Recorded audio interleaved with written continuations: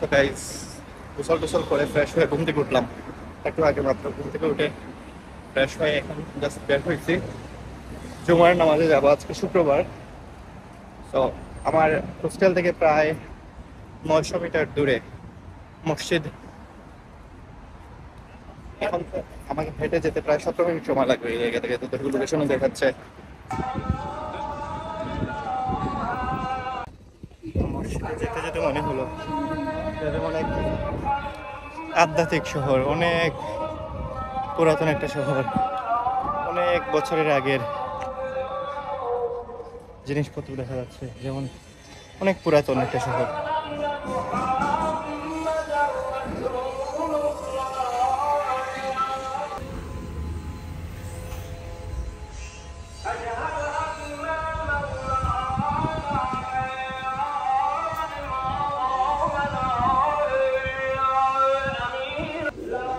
মসজিদের সামনে, এটা হচ্ছে মসজিদের একদম front. Hesap günü Allah'ın karşısında zaman verir. Herkes buradayım, yaşlılar var, zaman uşaklar burada geldiğini görmezler.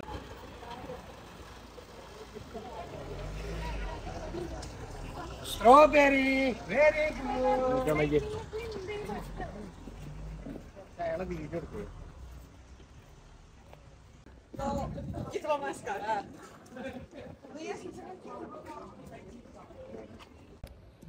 So অসাধারণ ওল্ড টাউনটা।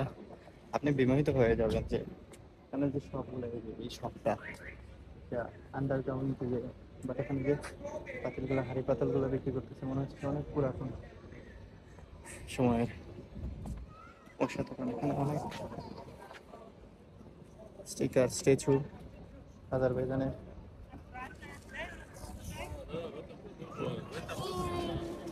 অনেক মেডেল রাখছে অনেক ধরনের।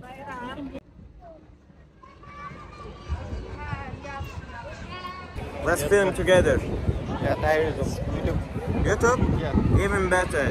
Subscribe or I will find you right now. Subscribe and like. Yes? Thank you. Did I say right? Yes. Good. He's a good man. Subscribe. Down on the blog. নামাজ শেষে এখন just আমি একটা শর্মার দোকানে আসছি, শর্মা খাবো। মজা লাগছে।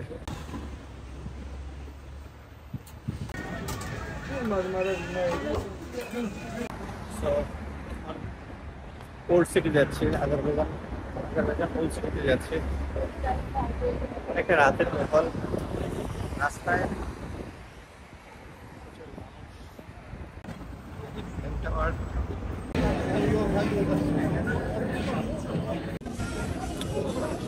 তো আমি এখন ফাউন্টেন স্কোয়ারের মধ্যে আছি।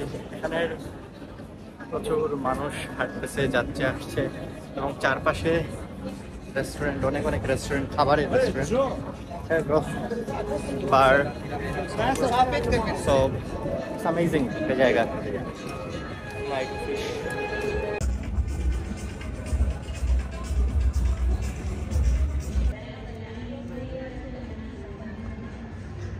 একদম ওল্ড সিটির ভিতর দিয়ে হেঁটে আসছি। মাঝে মাঝে শান্ত এলাকা, যেখানে কোনো মানুষ নাই, একদম নিরিবিলি একটা পরিবেশ, কিন্তু একদম যে ভয়ের কোনো ব্যাপার নাই, যে এখানে খুবই সেফ। আই থিঙ্ক আজারবাইজান খুবই সেফ একটা জায়গা, যেটা আমার এই পুরো সিটি বা আজারবাইজান সিটিটা ঘোরার পরে মনে হয়েছে ইটস অ্যামেজিং।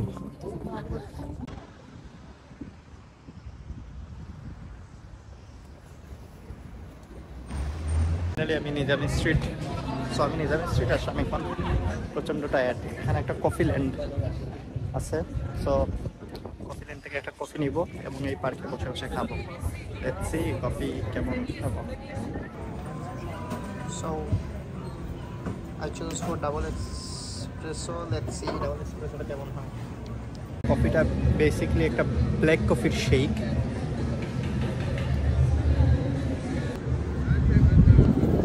এখন আমি খুঁজবো আসলে কোথায় কারেন্সি চেঞ্জ করা যায়। আমার কাছে আজারবাইজানের কারেন্সি আছে। Let's find out currency exchanger.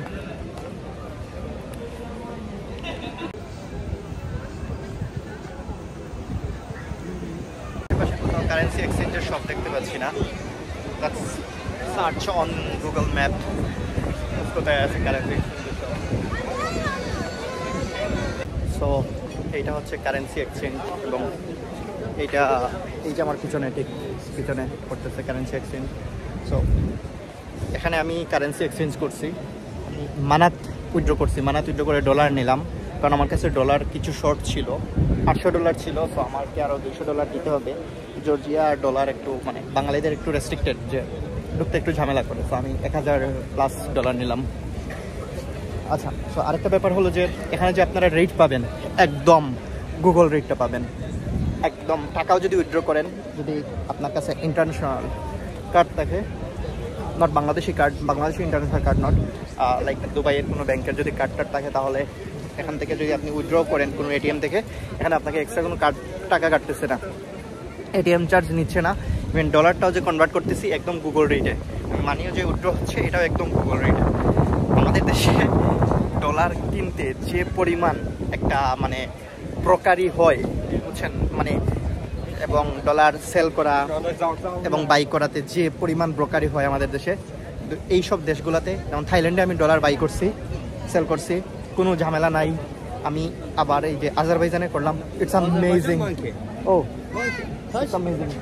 No problem. Touch. 1 minute. No brother, glass yeah 7 here. Wow, Azerbaijan monkey. Start with Hamza. Name Johnny. Wow. Hello, Johnny. So, what's your name, brother? What's your name? Tarlan. Tarlan. Kerala. Okay. My name is Tahir Mamun from Bangladesh. Bangladesh? Yes. Good. Okay, brother. Oh, it's amazing. First day I was scared. Name Johnny. Okay, brother. If you take any picture with the monkey, then it's very awful. Like they will charge for 20 manat. So stay away from it. Just one picture, and they will charge 20 manat.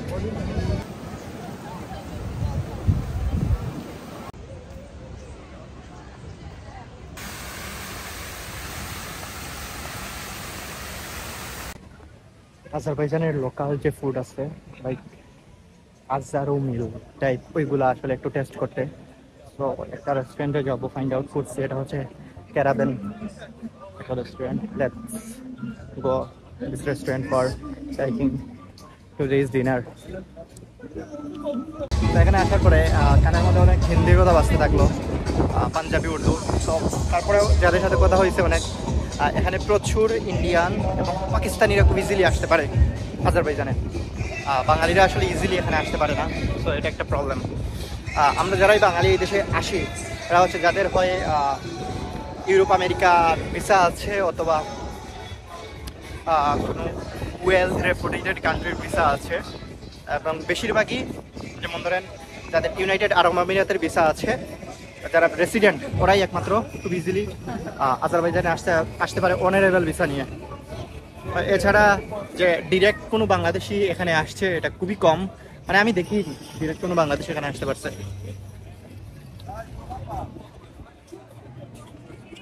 So আমি ঘুরতে ঘুরতে হাঁটতে হাঁটতে চলে আসছি ক্যারাবেন এই রেস্টুরেন্টে। So আমি রাতের আসলে এখানে রাতের ডিনারটা আমি এখানেই করবো।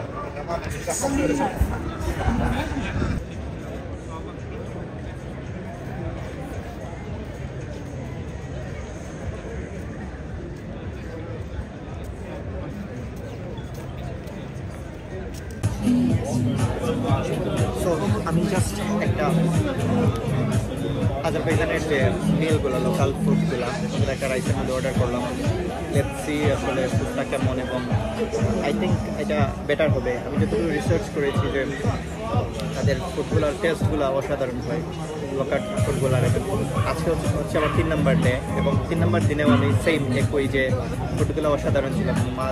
মাঝে মাঝে 2-1টা ফুড একটু কেমন জানি টেস্ট, বাট মোটামুটি সব কিছু মিলে অসাধারণ। খাবার আসুক, তারপরে থেকে খাবারের টেস্ট। সো এটা হচ্ছে আজারবাইজানের একটা মিল, আজারবাইজান লোকাল একটা মিল, বিফ। তো ডিনারটা শেষ করি, দেখা হবে বাইরে অন্য কোনো একটা জায়গায়, অন্য একটা প্রাইসে। এটা হচ্ছে লাস্ট নাইট আজারবাইজানে। আগামীকাল আমি চলে যাব জর্জিয়া। সো এই ব্লগে মোটামুটি আমি যত জায়গা ঘুরেছি, মোটামুটি সব জায়গার যতটুকু ভিডিও করছি, প্রায় সব জায়গার কিছু না কিছু দেওয়ার চেষ্টা করব। আর সর্বশেষ আজারবাইজান নিয়ে যেটা বলবো, ইটস অ্যান অ্যামেজিং একটা কান্ট্রি, কিন্তু বি কেয়ারফুল ভাই, এখানে মাঝে মাঝে দুই একটা পাবেন প্রকার, বুঝছেন? এটা আসলে এটা যে শুধু আজারবাইজান এমন না, সব দেশে এটা আছে, বুঝছেন? আপনি যদি হালকা একটু মিক্স হয়ে যান, বলবে মাসাজ আসেন, যাবে ফ্রি টি এসে অফার করবে। So be careful, number 1। So number 2 হচ্ছে এই যে বিভিন্ন নিজামি স্ট্রিটে কিন্তু অনেক সময় মাঙ্কি টাঙ্কি বা এই যে আপনার স্পাইডারম্যান হয়ে ঘুরে ফটো তুলতে বলে, এদের কাছ থেকেও কেয়ারফুল ভাই, দূরে থাকবেন। যদি একটা ফটো বাই এনি মিস্টেক তুলে ফেলেন, 20 মানাত 30 মানাত পৌঁছায় দেবে একদম। সো আরেকটা বিষয়, এখানে বৃষ্টিও হয়, নর্মালিও থাকে। সো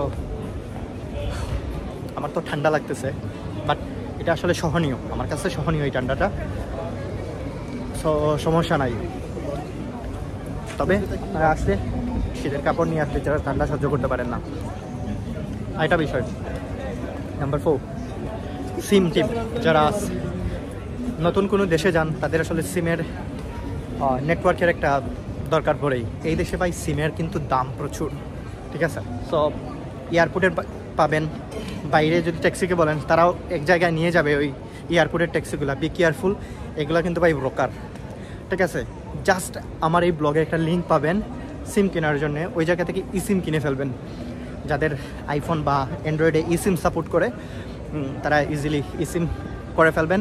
প্রত্যেক দিন 99 সেন্ট, আই মিন অলমোস্ট $1 যাবে, 1 GB পাবেন। ওইটা আবার রিনিউ করতে পারবেন অথবা নতুনভাবে আবার কিনতে পারবেন।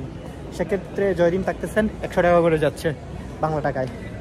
So it's very cheap rather than buying any SIM from any shop. কারেন্সির ব্যাপারে যদি বলি, এটা হচ্ছে যে বেস্ট ওয়ে হচ্ছে আপনি ডলার নিয়ে আসেন। আরেকটা ব্যাপার, যদি আপনার কাছে ইন্টারন্যাশনাল ডেবিট কার্ড অথবা ক্রেডিট কার্ড থেকে থাকে, তাহলে এটা অসাম। এয়ারপোর্টের বাহিরে একটা শপ পাওয়া যায়, সরি এয়ারপোর্টের বাহিরে একটা এটিএম আছে। এটিএম থেকে আপনারা বেশি না অল্প 200 মানাত উইথড্র করে ফেলবেন, কারণ ওই জায়গায় কিন্তু একটা চার্জ কাটে ওই এটিএমে। সো এখান থেকে করে ফেলবেন। এবং এই নিজামি স্ট্রিটে এখানে একটা এটিএম পাওয়া যায়, আপনারা সার্চ দিলে পাবেন আর কি এটিএম থেকে। এবং আশেপাশে কিন্তু এটিএম এখানে ভাই ইজিলি পাওয়া যায় না, একটু টাফ এটিএম পাওয়া মানি উইথড্রের। সো এবিবি ব্যাংক আছে, ওইগুলা থেকে আপনারা মানি উইথড্র করতে পারেন। সেক্ষেত্রে হচ্ছে টাকা আমার এক্সট্রা কোনো চার্জ কাটে না, একদম গুগল রেটে পাবেন। সো আমার কথা হলো ওই জায়গা থেকে আপনারা এই যে নিজামি স্ট্রিট এগুলার পাশে এগুলা থেকে তুলে ফেলবেন টাকাটা। এটিএম মেশিন থেকে ইজিলি টাকা উঠবে গুগল রেটে। যদি কারেন্সি এক্সচেঞ্জ করেন, আই মিন ডলার এক্সচেঞ্জ করেন, এই নিজামি স্ট্রিটের আশেপাশে অনেক কারেন্সি এক্সচেঞ্জার পেয়ে যাবেন, তাদের কাছ থেকে করতে পারেন।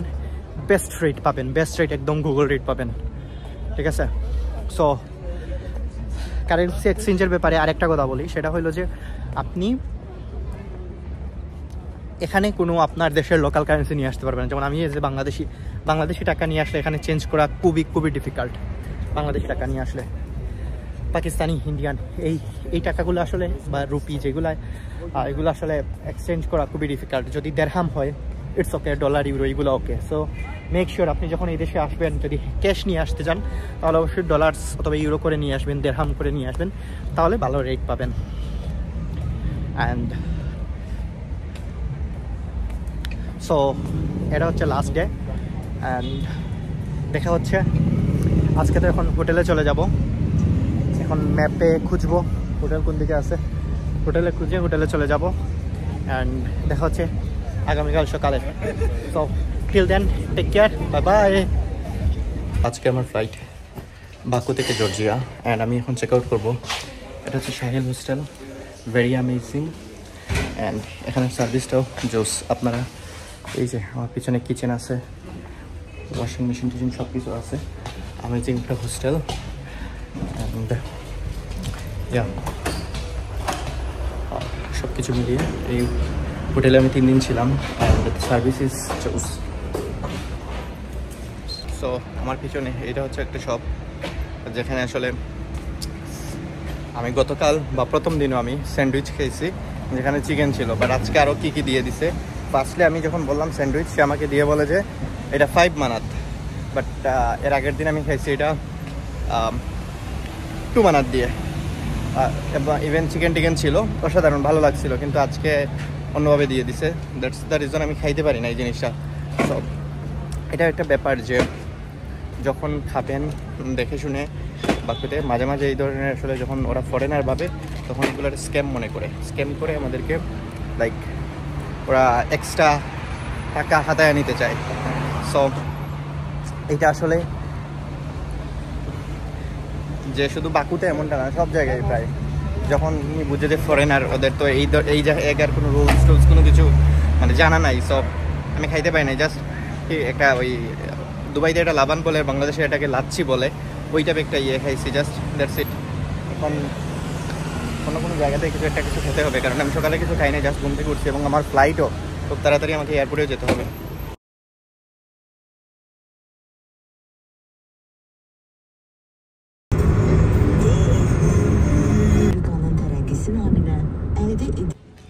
সো আজকে আজারবাইজানে আমার last day, and already boarding শেষ, ইমিগ্রেশনও শেষ। এখন আমি যাব আজারবাইজান থেকে জর্জিয়া। সো আমি অল্প কথায় আজারবাইজানের ইমিগ্রেশনটা শেয়ার করতে চাই। যখন আমি বোর্ডিংয়ে গেলাম, জাস্ট জিজ্ঞেস করলো যে আমার কাছে ভিসা অথবা এমিরেট সাইডের সামথিং কিছু আছে কিনা। আমি এমিরেট সাইড দিয়ে কার্ড দিছি, দ্যাটস ইট। সে আমার জাস্ট বোর্ডিংটা প্রিন্ট করে দিয়ে দিছে। তারপরে যখন ইমিগ্রেশনে গেলাম, সেক্ষেত্রেও সেই একই ব্যাপার যে আমার কাছে ভিসা আছে কিনা। আর আরেকটা ব্যাপার, সে আমি বললাম যে আমার কাছে এমিরেট সাইডি কার্ড আছে, তারপরে যে কার্ডটা আমি দিলাম, তারপরে সে চেক করলো যে আমাকে জিজ্ঞেস করলো যে আমি তারপরে তিবলিসি, আমি আজারবাইজান বাকু থেকে তিবলিসি যাচ্ছি, তারপরে এখান থেকে কোথাও যাবো কি না বা সামথিং। সো আমি বললাম যে আমি তিবলিসি থেকে আবার আবুধাবি ব্যাক করবো মাই কান্ট্রিতে। সো তারপরে আর কিছু জিজ্ঞেস করে নাই, সে আমাকে ইমিগ্রেশন শিল টিল দিয়ে দিছে। সো স্মুথ, এত ঝামেলা নাই, ইজি ইমিগ্রেশন, খুবই ইজি। এখন যদি বলি আজারবাইজান নিয়ে, এটা হচ্ছে একদম ব্লগের লাস্ট পার্ট। সো এক্ষেত্রে আপনারা আজারবাইজানের প্রায় অনেক কিছু ভালো মন্দ খারাপ সব কিছুই হয়তো দেখেছেন। সব কিছু মিলিয়ে আজারবাইজান ছিল জাস্ট ওয়াও। আমার দেখা এখন পর্যন্ত জোস একটা কান্ট্রি।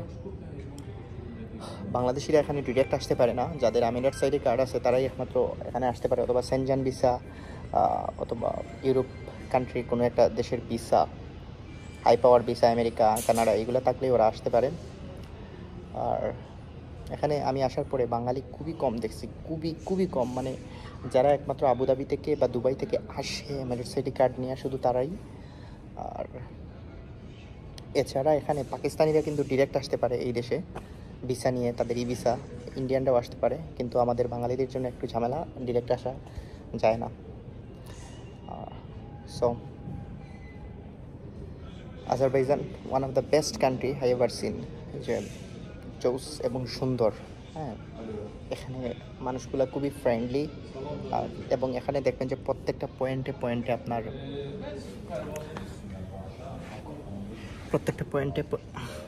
সো এখানে দেখবেন যে প্রত্যেকটা পয়েন্টে কী করছে যে পুলিশ বসানো আছে প্রত্যেকটা পয়েন্টে। সো এটা আমার কাছে খুবই ভালো লাগছে যে আসলে এখানে কোনো ঝামেলার কোনো ইয়ে থাকবে না, ফেস করা লাগবে না, পুলিশ আছে যেহেতু। সো সব কিছু মিলেই এটা জোস ছিল এবং ভালো ছিল। I love Azerbaijan. And Baku city তো অসাধারণ। গাবালা গেছিলাম, গাবালাটাও সেই ছিল। আর আমার মনে হয় যে আমাকে আরও 4-5 দিন মেবি এখানে স্টে করা উচিত, কিন্তু আসলে সময় স্বল্পতা। আমাকে আবার জর্জিয়া থাকবো কিছুদিন, তারপরে আবুধাবি ব্যাক করে আবার দেশেও যেতে হবে। সব কিছু মিলিয়ে সময় হয় নাই। সো আজকের এই ব্লগটা এতটুকুই। দেখা হবে ইমিগ্রেশন, জর্জিয়া যাওয়ার পরে ইমিগ্রেশনে কি হয় কি না সব কিছু মিলে দেখা হচ্ছে জর্জিয়ার ব্লগে। আর সব কিছু তো শেয়ার করবোই। Till then take care, bye by.